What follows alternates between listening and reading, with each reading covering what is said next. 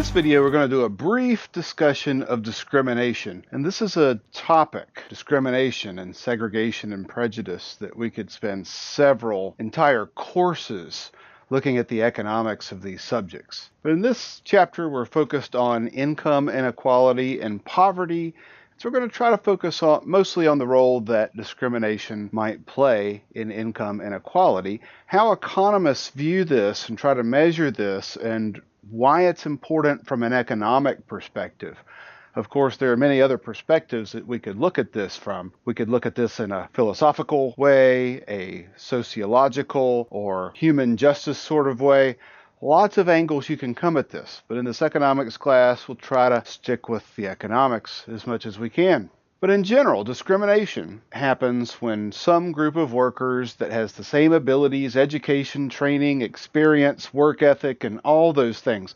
We take two people that are identical in all respects, except there's some characteristic about them. If we look at two groups of people and one is either getting worse treatment, worse opportunities, worse pay, that's discrimination.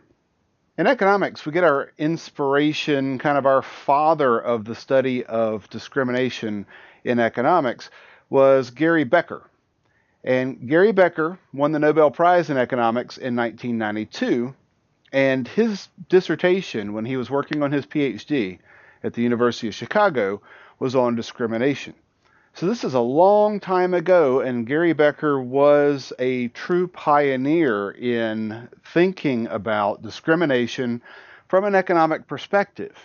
All the things we've talked about in this course so far, costs and benefits and utility and decision making and looking at the marginal costs and the marginal benefits and trying to approach the study of discrimination from a very scientific approach. How can we measure it? How can we describe it? And are there any theoretical underpinnings as to how it might happen and why? So Gary Becker wrote a book based on his dissertation, simply called The Economics of Discrimination. And Gary Becker was not only very famous for his work on discrimination, he was famous for taking the economic principles of, again, costs, benefits, utility, decision-making, supply and demand, and applying them to all kinds of interesting things that nobody before him thought could actually be done. For example, Gary Becker used economics to study the economics of the family. How do people decide who to marry, how many children to have? Well, you can think about this in the terms of economics. Now, when it comes to the economics of discrimination, we usually boil down the types of discrimination into a few different types. The first type is just what we call wage discrimination. And this is just the idea that you've got two groups of people, blacks and whites, or men and women, and they're identical with regard to their skills and their experience and everything else. And you're just simply paying people less for the same work. Now, a lot of people talk about this idea of paying people less for the same work just by looking at averages. Remember, we had the video on gender wage discrimination. And we talked about a lot of things where we're not necessarily looking at exactly the same people doing exactly the same job with exactly the same education when we look at these average numbers, like women are paid 77 cents on the dollar for men or 81 cents. It changes a little bit from year to year. So you have to be careful when you talk about wage discrimination. It's very difficult to measure, so it can be something that is very subtle and difficult to detect exactly how big it is. But typically the approach an economist takes is they try to look at people working for a company and they measure everything they possibly can about those people. Their years of experience, their education, their amount of responsibility, the work hours that they have, and try to explain everything we possibly can that would be a legitimate difference in the wages between two people. And then anything that's left over, that might be discrimination. So when we say that, at least today, wage discrimination is subtle and difficult to detect. Now, there probably is wage discrimination, and most economists agree that there is some leftover amount that can't be explained when you're looking between black people and white people and between men and women. And it seems like there's something left over there that we can't legitimately explain, and that amount probably is due to some kind of discrimination. Now, if we go back in history, though, I'm an optimist. I want to talk about some of the good things. If we go back in history, things weren't so subtle and things weren't so hard to measure. If we go back almost 100 years and we look at North Carolina, there's this fascinating article. This article is called North Carolina and the New Industrial Revolution by C.R. Fay, published in the Economic Journal back in 1925. And the story here is there was a British economist, this guy C.R. Fay, and he took a trip over to the United States and he toured around the United States a little bit.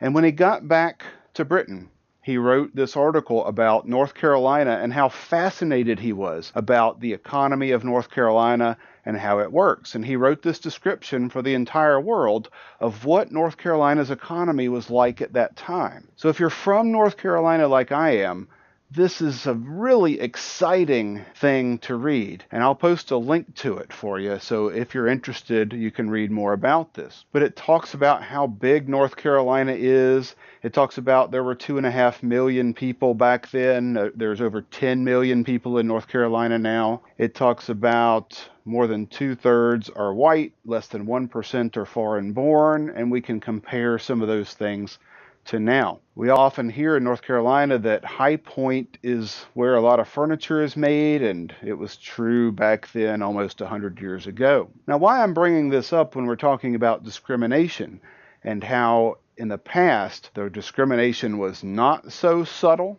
and how much things have changed, and let's look at some of this British person's description about wages in different kinds of factories in North Carolina.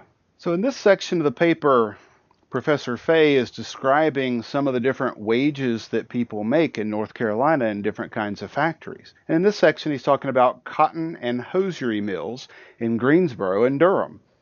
And he says in a cotton mill, men make between $5.73 down to $2.32, and this is per day. Women make $4.88 to $1.50. So this is coming from a guy who had only been in North Carolina for a very short period of time, and without a lot of sophisticated analysis, he was able to see very clearly that men make a lot more than women. Now, assuming that in these factories, that the women had the same amount of skill set and were able to do the job as quickly and as proficiently as men, I don't know. Maybe these were jobs where it was just based on your raw strength, that you had to be carrying large bales of cotton or something around. If so, maybe some of this could be legitimate. But we see a pretty significant difference here between $5.73 and $4.88 and $2.32 on the low end down to $1.50. In a hosiery mill, $5 to $1.66 for men, women $3.33 to $1.33. Now, here they say an explanation kind of similar to what I was saying, that some of these workers worked on piece rates. And a piece rate means you get paid based on how fast you work. So the more pieces you can complete when you're sewing, the more you're going to get paid. And so some of this might not be true discrimination as we're thinking about it. It might be based on just how fast you can work. Now let's go down to the next line here, talking about a tobacco factory in Winston-Salem, North Carolina. Men, $7 to $2, women, $4 down to $1.50. Now here is where the differences aren't so subtle again. It says here, as in number 2 and in number 4, where they're going to talk about a factory in the next section, the lower figure may be assumed to be for colored labor or for beginners. So this is where it was just so obvious to this person from Britain coming to a factory in North Carolina and seeing right away that women are making less than men and that people who make less are also likely to be colored labor or beginners. That is obvious in your face discrimination. There's no hiding it.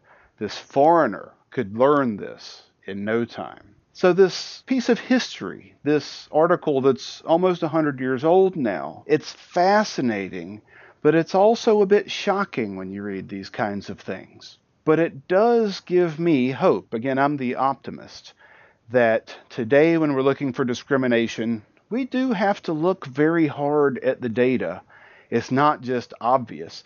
And I would bet that in some of these factories 100 years ago, you would go in and they would actually have things up on the wall about how the amount women are going to make is going to be less than men, and the amount that black people are going to make is going to be less than that for white people. It's just that obvious from somebody coming from another country. So again, in today's economy, when we look for discrimination, usually we have to have a lot of data and use some very sophisticated statistical techniques to try to detect when wage discrimination is happening and how much there is.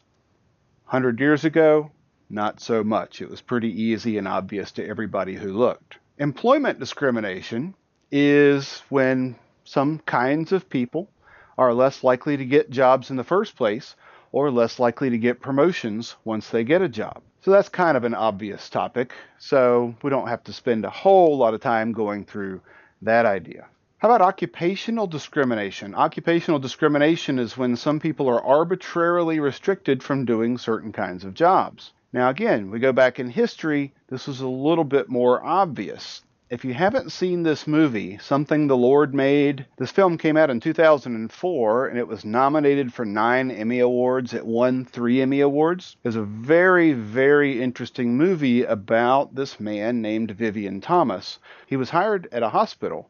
And originally he was hired to be a janitor, but then a doctor that he was working with pretty quickly figured out that he was pretty smart and pretty talented and that his talents were being wasted as being a janitor. And so it's about how this person, Vivian Thomas, ended up really being instrumental in developing some surgeries that have saved many, many lives. Well, this is a case where today we still seem to have a lot of occupational discrimination, and whether it is overt discrimination, where people simply are not hiring people, or whether it is something a little bit more hidden, we still have most doctors are men and most nurses are women. We still have some built-in prejudices in society that girls ought to be nurses and that boys ought to be doctors. That's changing somewhat. It's changing slowly. I think things are getting better, but I think we all wish that things could change a little more rapidly. Number 4 kind of discrimination is human capital discrimination. And this is the idea that some types of people, depending on where you live, what kind of neighborhood you live in, you systematically get a worse education. So when an economist talks about human capital, we talk about the training, the education, and the skills that you have that make you a more valuable employee and make you to where you can earn more. So there have been a lot of studies that have found that in some neighborhoods that are primarily Hispanic or African American, that those kinds of schools get less funding and those kinds of schools have lower test scores.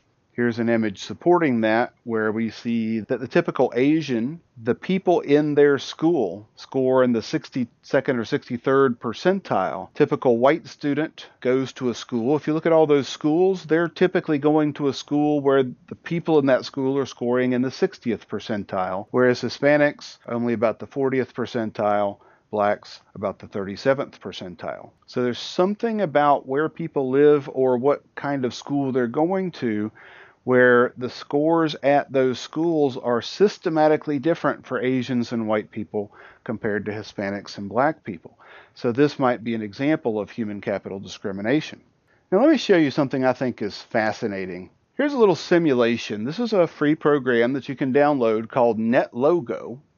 And NetLogo is a simulation program where you can put in different parameters, write a little bit of computer code, and get it to run the simulation and show you what pops out, show you what the results are. So in this simulation, what we're doing is we are putting people in houses and we're showing the results of prejudice here a little bit and why it is that people live in segregated neighborhoods, and perhaps that has something to do with why Hispanics and blacks go to different schools than whites or Asians, is because people tend to cluster together in neighborhoods with people like themselves. And the interesting thing with this simulation is that you don't have to hate people of a certain kind in order to end up having massive segregation where people live in clusters of people like them. So here's what I mean. In this simulation, what we do in this little slider is we give people a very small preference not to be alone. And what that means is, suppose we were talking about blacks and whites. Suppose people,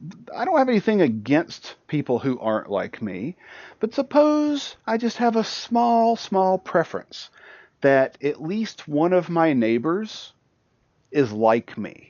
Okay, so I don't mind most of my neighbors being different from me, but it would be nice if maybe either the person across the street or one of the two people to the left or the right of me is somebody who's like me.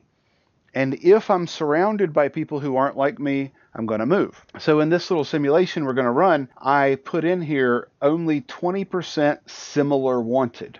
So that means that only 1 out of 5 people in the houses surrounding me needs to be like me to make me comfortable. But if there's nobody like me, I'm going to move. Let's see what happens in this simulation. So what this simulation does is it randomly assigns people to start with, and then it has people move if there's no one like them next door. So here is the initial random setup. And you see there's a lot of mingling here with the blue and the orange squares. Now, let's run this simulation. I'm going to click go once here. And again, people here are moving if no one like themselves is a neighbor. And they keep moving until everybody's happy. You see how much clustering there is here? How many little pockets of all blue and all orange there is. And this is just with a very small preference for having somebody like you in your neighborhood. Let's crank this up from 20% to say 30%. Now I want 30% of the people to be like me. 70% of people could be different, and I'm fine with that as long as I have 30% of my neighbors being like me. Let's set it up again, which is just random, and let's hit go, and people move until, look at all that segregation. It makes me hopeful, believe it or not. Why hopeful? Well, because when we talk about residential segregation, we always hear stories about how it's because people refuse to sell to certain people, or people are hounded out of a neighborhood if they're different from the people living in the neighborhood. And here we see it doesn't have to be that way. People might just have a very small preference to have a small percentage of neighbors look like them, and we end up with lots and lots of segregation. Now let's look and see what that looks like where I live. So this is what we call a racial dot map, and this is of Greensboro, North Carolina. And in this map we're looking at a green dot is an African American household, a blue dot is a white household, and the red dots are Hispanic households. And you see how much segregation there is looking at this image. All these very green clusters over here, all these very blue clusters over here. And not a lot, but a few neighborhoods where there are a sprinkling of very different colors in the neighborhood. So not as much integration as we would hope. So that brings us on to the next kind of discrimination that we identify, and that's called statistical discrimination. Statistical discrimination is when people discriminate based on something that has some truth for a group as a whole, but they fail to look at people as individuals. So the reasoning for statistical discrimination by someone might go like this: since you're the part of some group who on average, you saw some study, and there's really some data to back this up, some group is on average worse than some other group at something. And so you take that data, you digest it, and you're like, okay, well, I shouldn't hire this kind of person because they're worse than this kind of person. And there's a certain logic there, but it's a faulty logic. Just because on average people in one group are better at something than another does not take into account the fact that within each group, there are some brilliant people at everything, there are some terrible people at everything. So there's distributions of both groups. So just because the average of one group is higher than another doesn't mean that everybody in that group is better than the other. So a silly example for me, since I'm from North Carolina, would be to say, well, people from South Carolina just aren't as good as people from North Carolina, so therefore I'm not going to hire people from South Carolina. And it's true that people from North Carolina are better. If you look at average SAT scores, at least, the average SAT score in North Carolina is 1,081 points, and the average in South Carolina is only 1,064 points. I might use that as justification to myself in my own mind to say, I'm just not willing to hire people from South Carolina. No matter what kind of discrimination we're talking about here, whether it's employment discrimination or wage discrimination or occupational discrimination or statistical discrimination, what Gary Becker, this Nobel Prize winner, came up with is the idea of, okay, well, why do we have discrimination and how can we measure it? And let's think about this from a costs and benefits kind of model. And he said, well, let's think about the utility of someone who might be discriminating. Why do they hire people anyway? He came up with this thing called the taste for discrimination model. And he basically said this, look, I might have a utility function here. And my utility function says that I would like to hire somebody just as like me as possible. I want to hire somebody from North Carolina and somebody who is of my race and somebody who was in the same fraternity as me and somebody who went to Duke University and all these other things. So my utility function is based on all these preferences that I want to work with people who are like me. So we could say, my max utility here would be to work with people as much like me as possible. And that makes a certain kind of sense. Now, personally, I'm not like this. I like to work with people and hang around with people who aren't like me because I'm more likely to learn something by hanging out with people who are different from myself.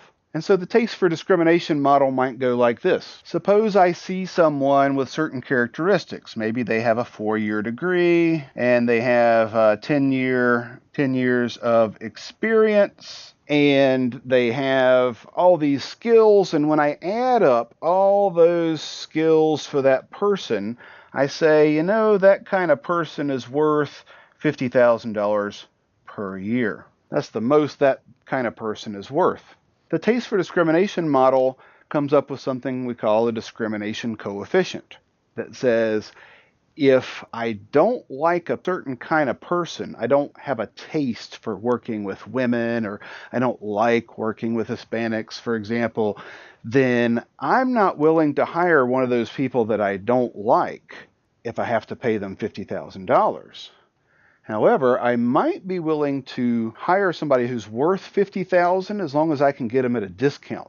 So I might say for a certain kind of person, I don't really want to work with that kind of person, but I will if I'm the owner of the company. If I can get them for, say, $40,000, then the fact that I'm getting a good quality person, but I'm getting a discount, so I'm going to make more profit from that person, maybe that would make up for the fact that I don't really kind of want to work with that kind of person. Does that make sense? Well, in a way. So there's a logic to it. It's not something that we would like to see, but that's one kind of way to try to explain why it is we see wage discrimination in the market. So by measuring what people should make and then comparing how much they do make, we can get an idea of this discrimination coefficient.